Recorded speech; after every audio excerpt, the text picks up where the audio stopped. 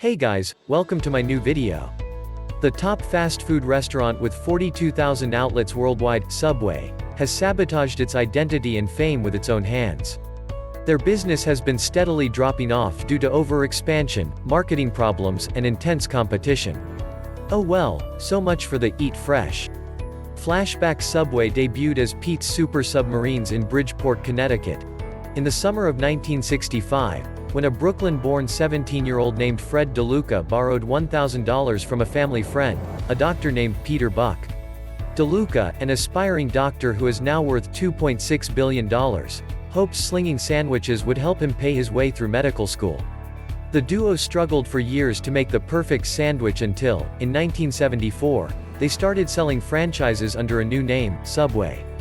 Subway was expanding on a local and international level.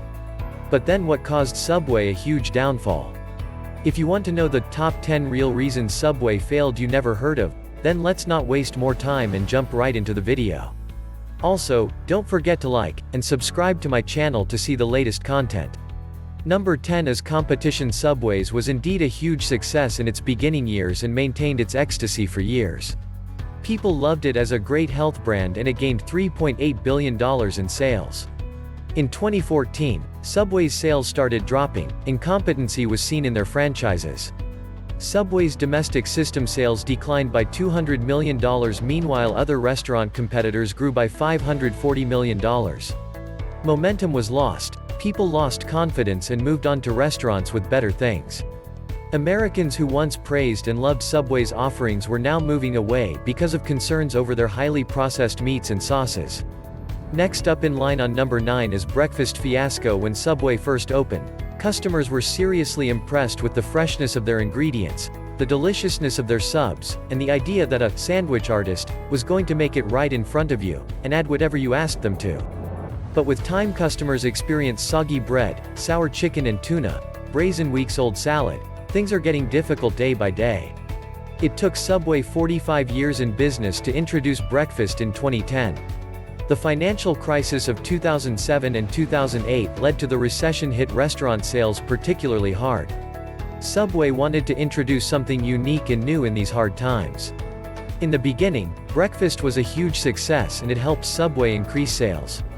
They introduced their breakfast through a national advertising campaign which included 15 to 30 seconds ad spots, and promotion on other social media platforms. In 2017, Subway came under fire when the results of the DNA test on their chicken were revealed. Subway's oven-roasted chicken scored only 53.6% chicken DNA and the chicken strips had only 42.8% chicken DNA. The standard egg patty at Subway contained water, non-fat dry milk, premium egg blend, soybean oil, butter alternative, and an anti-foaming agent. The breakfast dispute left many people feeling resentful and embittered, and also pushed away loyal customers. So long for the marketing muscle. If you're enjoying the video, then don't forget to subscribe to my channel and hit the like button to see the amazing content. Number 8 is unsuccessful loyalty rewards program. Subway promoted digital menu boards and a mobile app, along with a loyalty program to encourage faithful customers. Subway launched the My Way Rewards program, where customers will earn 4 tokens for each dollar spent. When they hit 200 tokens, they get a $2 reward. That is $2 in rewards for every $50 you spend, which was a wicked deal. Subway was accused of fraud regarding virtual tokens. Subway rolled out special surprises to loyal customers, but the way customers got one of these rewards was suspicious. The Subway loyalty reward program seemed to be more beneficial to Subway than its customers.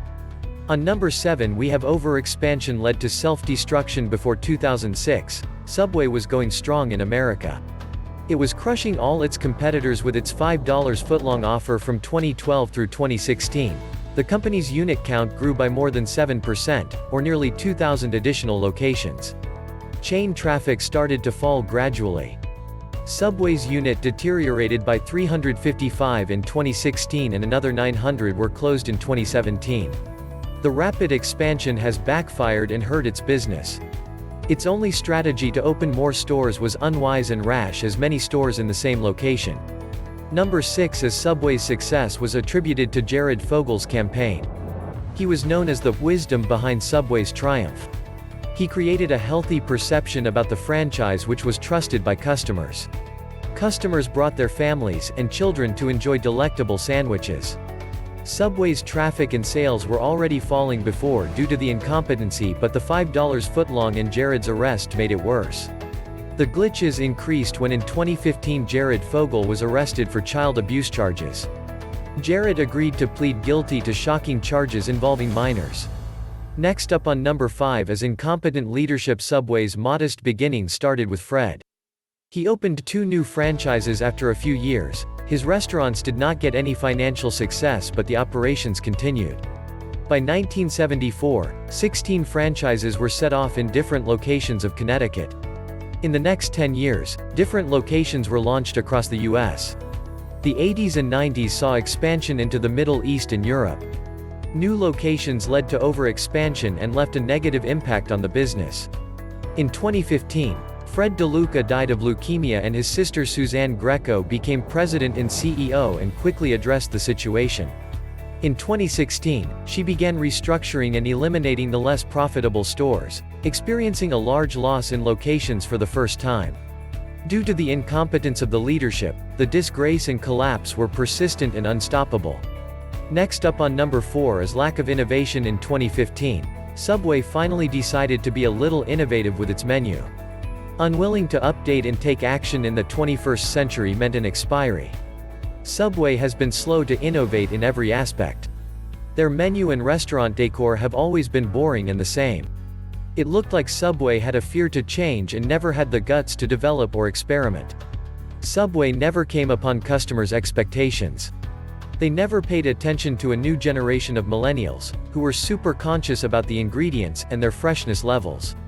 Environmentally conscious customers are looking for food that is plant-based and free of antibiotics. It seems that eating fresh and losing weight is not their principal concern. Next in the line on number 3 is Subway's lawsuits. In 1999, 32 customers in Seattle contracted hepatitis A after eating food contaminated with the virus at 2 Subway outlets. An investigation found that the staff at the Seattle Subway failed to wash their hands and did not use plastic gloves during food preparation. A class action lawsuit was launched on behalf of the victims and was resolved for $1.6 million. One of the victims, a 6-year-old boy who suffered acute liver failure and required a liver transplant, was awarded $10 million.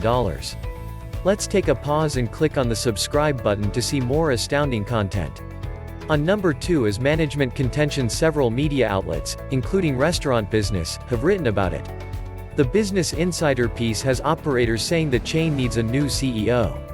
Then there was the New York Post story last year quoting Dr. Peter Buck, who co-founded Subway and owns 51% of the chain stock, saying that the company should consider opening more premium sandwich concepts. The staff was also seen to be rude to their customers. Lastly in the line on number 1 is lack of creativity. Subway observed a huge decline in customers at the start of the pandemic and was forced to change how it served them. The company even started to sell grocery items at more than 250 of its U.S. locations. The chain has fewer drive-thrus than its competitors, making it harder to serve customers wishing to keep their distance. The restaurants opened to customers in June with added health and safety measures. In September, some franchisees voiced their concerns that Subway wanted them to return to business as usual. It will be different all over the world, but Asia gives me hope. I feel good about Subway. It's time for Subway to bring a fresh menu and a clean environment.